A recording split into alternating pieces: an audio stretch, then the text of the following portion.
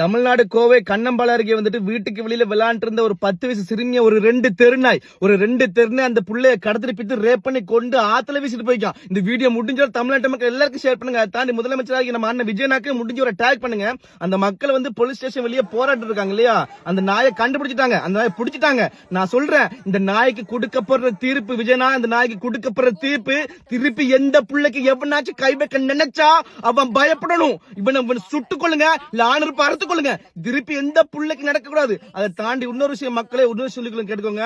நீங்க ரொம்ப பாதுகாப்பா இருங்க, ரொம்பவும் பாதுகாப்பா இருங்க. சின்ன குழந்தைகளை ரொம்ப பாதுகாப்பா வச்சுக்கோங்க. பிகாஸ் அது ஏன் நான் சொல்லட்டு தெரியுமா, இப்பதான் வந்து அரசாங்கம் மாறி இருக்கு. இந்த நிறைய இடங்கள்ல பொசிஷன் ஆக்களை மாத்த இருக்குது.